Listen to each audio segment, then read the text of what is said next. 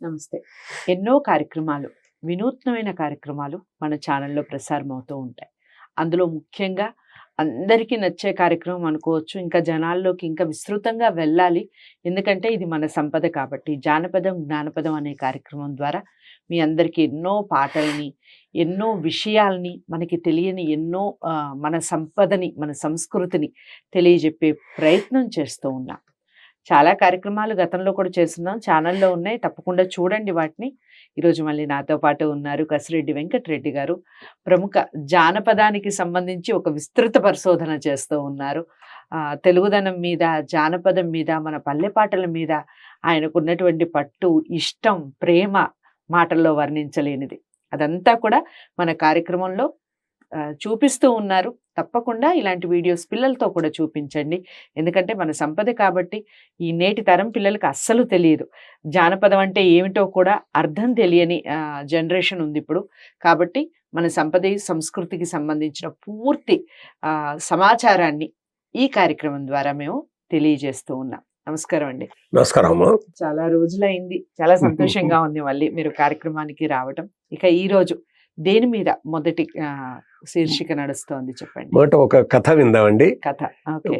రామాయణం అంటే వాల్మీకి రాశాడు అనేది తెలుసు అందరికీ. కూజంతం రామ రామేతి మధురం మధురాక్షరం ఆరుహ్య కవితా శాఖం వందే వాల్మీకి కోకిలం అని ఆయనకు నమస్కారం పెట్టుకుంటామండి. అలాంటి రామాయణంలో చిన్న చిన్న కథలు, జానపదులు, కట్టుకథలుగా కట్టుకున్నారండి. జానపదులు అంటే మన తాత ముత్తాతలే, మన పూర్వీకులే వాళ్ళంతా కూడా.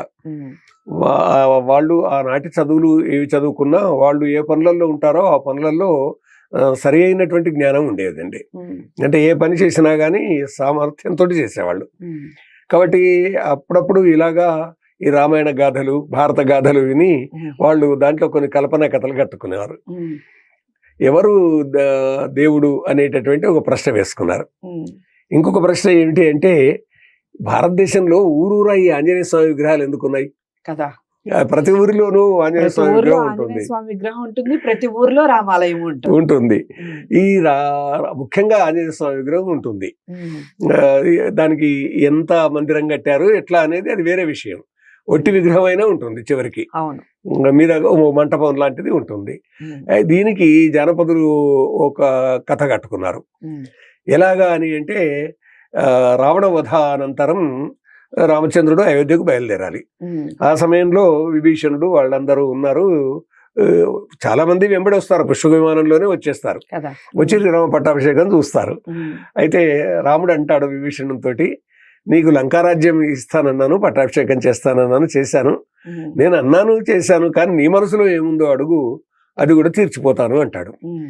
అప్పుడు విభీషణుడు, రామచంద్ర ప్రభు, ఇన్నాళ్ల పాటు మీ వెంబడి నేనున్నాను, మీరు ఇప్పుడు వెళ్ళిపోతున్నారు. మీ వెంబడి ఉన్నందుకు నాకు పూర్తిగా మీ భావాలే ఉన్నాయి, కానీ మీరు వెళ్ళిపోతుంటే నాలో ఉన్న రాక్షసుడు బయటకు వస్తున్నాడు, వాడు కోరిక కోరుతున్నాడు ప్రభు అన్నాడు. ఏమిటి అని అంటే, ఊళ్ళ మీద పడి అందరిని తినాలని నన్ను నుంచి రాక్షసుడు అడుగుతున్నాడు అన్నాడు. రామచంద్రుడు ఇక ఈ వరం ఇస్తాడా, ఊళ్ళ మీద పడి తినమంటాడా అనేటటువంటిది అనిపిస్తుంది. కానీ వెంబడే ఆంజనేయ స్వామి రామచంద్ర ముందుకు వచ్చేసి, రామచంద్ర ప్రభు వరం ఇవ్వండి, కానీ వరం నేను చెప్పినట్టు కొద్ది తిప్పి ఇవ్వండి అంటాడు, మార్చి ఇవ్వండి అంటాడు. ఏమిటి ఆంజనేయ అంటాడు. అంటే, నేను ఏ ఊళ్ళో ఉండనో ఆ ఊళ్ళో ఉండే వాళ్ళని తినమనండి అంటాడు. అంటే, విభీషణ నీవు అడిగావు, నేను ఇస్తానన్నాను, కానీ ఆంజనేయుడు జనప్రతినిధి, ఆయన ప్రజల్లో ఉంటాడు, అందువల్ల ఆయన మాట మనం వినాలి. ఆంజనేయుడు లేని ఊరి మీద పడి తినిపో అంటాడు. ఇక వెంటనే అందరు బయలుదేరతారు. విభీషణుడు ఊళ్ళ మీద పడి తినడానికి బయలుదేరతాడు. ఆకాశంలో వెళ్ళిపోతుంటాడు. అట్లాగా ఆ రాక్షస శక్తి అట్లాగా విభీషణుడి కంటే ముందే ఆంజనేయ స్వామి పరిగెత్తుకొస్తాడు. పరిగెత్తుకొచ్చి ఆయన ఉదాహరణకు బాలాపూర్లో ఉన్న జనాన్ని తినాలనుకున్నాడు అనుకోండి. ఆ బాలాపూర్కు ముందే వచ్చేసి, ఓ బాలాపూర్ ప్రజలారా, విభీషణుడు వస్తున్నాడు, మిమ్మల్ని తినేస్తాడు, నన్ను వెంబడే మీ దగ్గర నిలుపుకోండి. వెంబడే ఆంజనేయ స్వామి విగ్రహం రాయికి ఇట్లా ఇట్లా కొట్టేసి ఆంజనేయుని రూపు తెచ్చేసి పెట్టేశారు. అట్లాగా వచ్చే వరకు ఆంజనేయ స్వామి విగ్రహం ఉంది అక్కడ. ప్రజలంతా ఆంజనేయ స్వామికి దండం పెట్టుకుంటున్నారు. విభీషణుడు అక్కడి నుంచి బయలుదేరాడు. ఉదాహరణకు అక్కడి నుంచి కర్మన్ ఘాట్ వచ్చాడు అనుకుందాం. కర్మన్ ఘాట్కు రాక ముందే ఆంజనేయ స్వామి వచ్చేసి ఓ కర్మన్ ఘాట్ ప్రజలారా అని చెప్పేశాడు. అంతే, కర్మన్ ఘాట్లో పెట్టుకున్నారు. ఈ విధంగా మొత్తం దేశమంతటా కూడా విభీషణుడు ఎక్కడ పోయినా కానీ ఆంజనేయ స్వామి విగ్రహం కనిపిస్తుంది. అంటే ఇది కట్టుకొని ఈ విధంగా ఆంజనేయ స్వామి విగ్రహాలు ఊరు వెలిశాయని ఈ కథ జానపదులు చెప్పుకున్నారు. దీని వెనుక ఉన్న పరమార్థం ఏంటిది? రక్షకుడే దైవం అవుతాడు కానీ భక్షకుడు కాడు. భక్షకుడు ఎప్పుడూ రాక్షసుడు అవుతాడు. అంటే ప్రజలను పీడించేటటువంటి వాడు ఎవడైనా కానీ పూజనీయుడు కాడు.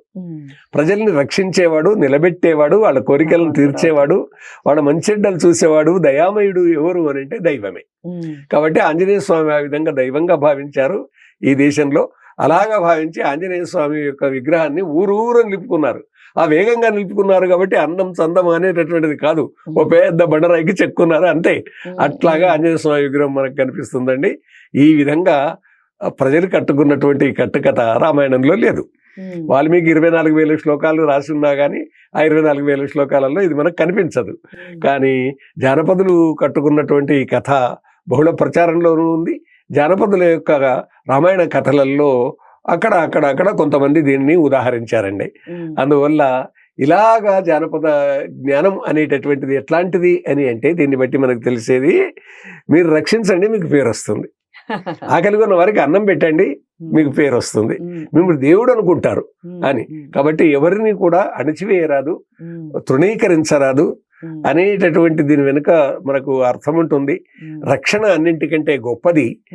ఈ జనాన్ని చంపడం కాదు కావలసినటువంటిది, జనాన్ని నిలబెట్టడం, ప్రాణం తీయడం కాదు ప్రాణం పోయడం అనేటటువంటిది ప్రధానమైనది. గొప్ప విషయం.